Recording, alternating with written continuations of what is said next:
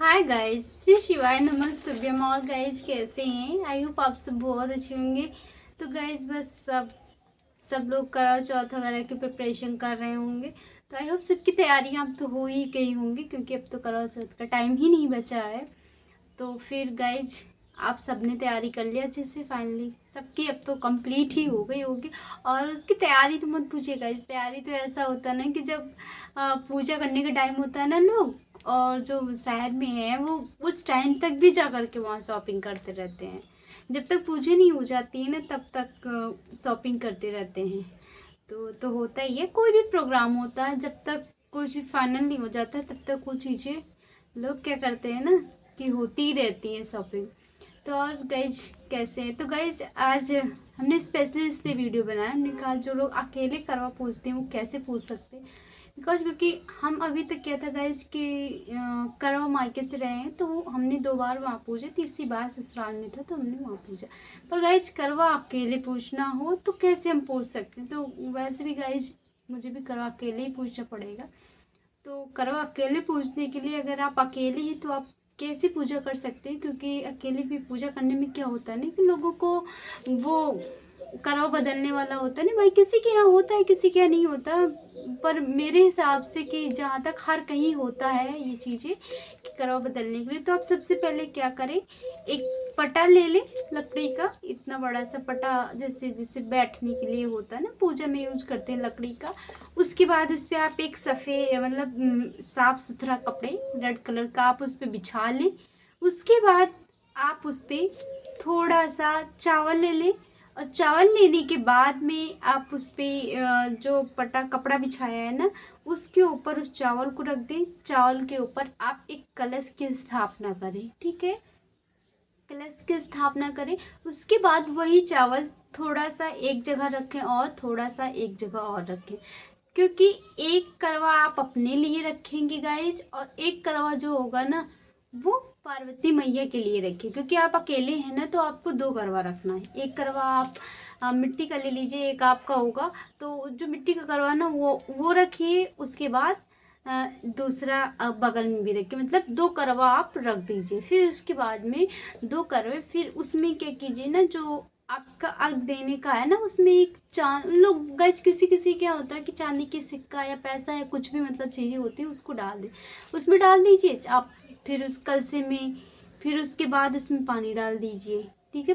फिर अब आपका कलश हो गया गाइस। सीख लगती है ना सब लोगों के यहाँ, तो सीख आप कलसे में लगा दीजिए। आप टोटी वाला लोटा है तो लोग टोटी वाले में ही लगा देते हैं। फिर उसके बाद एक आप ये करवा माँ की जो ये प्रतिमा है ना इसको ज़रूर रखें। क्योंकि ये तो हमारी करवा माँ है, करवा चौथ है जिनकी पूजा करते हैं। और उस पटा के ऊपर गाइज इनकी स्थापना कीजिए, उस पटा के ऊपर इनकी स्थापना कीजिए। और इसमें देखिए गाइज गणेश भगवान बने हैं। अगर इस प्रतिमा में गणेश जी नहीं हैं तो फिर आप क्या कीजिए, गणेश जी की अलग से कोई मूर्ति आपके घर में ऑलरेडी सबके होती है मूर्ति, तो उस मूर्ति को आप वहाँ रख लीजिए, ठीक है? अगर ये है तो आप इसकी स्थापना कीजिए।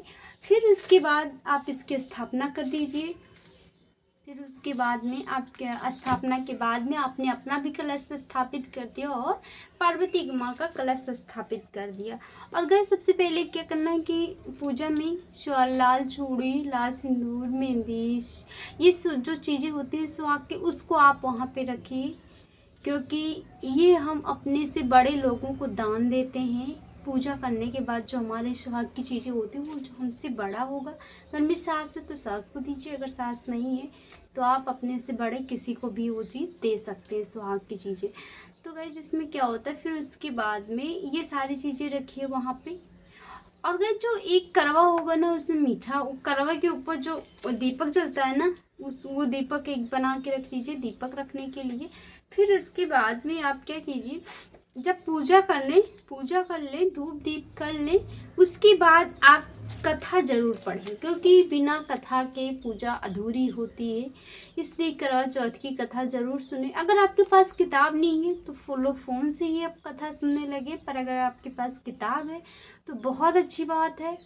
फिर उसके बाद में गाइस आप क्या कीजिए कि वो जो चौथ 2 करवा था ना उसको हमें क्या करना है, एक करवा पार्वती माँ का, एक अपना वाला करवा।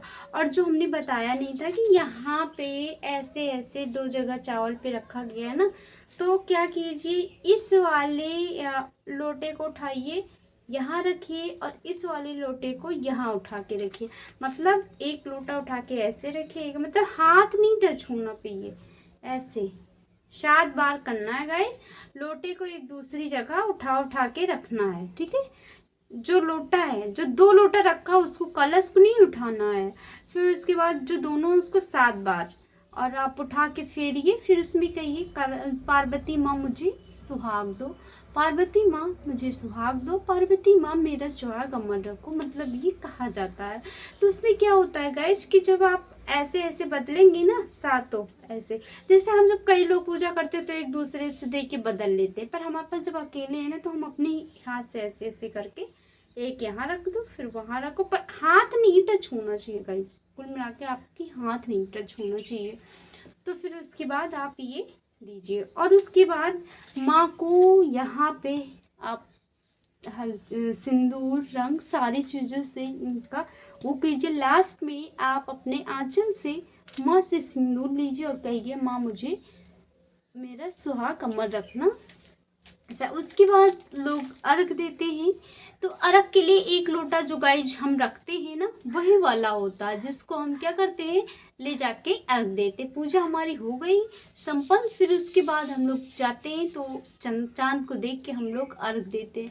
गाइज क्या होता है कि अर्घ तो देते हैं, लेकिन किसी किसी के यहाँ गाइज जो होता नहीं है, चांद बनता है आटे का। कि मेरी मायके में क्या होता है गाइस, चांद बनेगा, ऐसे प्यारा सा चांद बनता है, आटे का बनता है चांद। उस चांद को वहां पे रखा जाता है नीचे, उसी के साइड में पैर रख के हम लोग अर्घ देते हैं चंद्रमा को। लेकिन हमारे ससुराल में ये वाला काम नहीं होता है, चांद बना के नहीं रखा जाता। तो हमने अभी तक करवा मायके में पूजा था, यह पहला क्यों, इसके पहले हमने जो पूजा है यहाँ पे पूजा, सेकंड बार हम इस बार यहाँ पूज रहे हैं, ससुराल में करवा। तो गाइज ऐसे ही अगर आप अकेले हैं तो करवा आप ऐसे बदल लीजिए, 2 करवा रख के आप एक दूसरे से ऐसे ऐसे करके बदल लीजिए। बस इतना याद रखिए, हाथ एक दूसरे से टच नहीं होना चाहिए।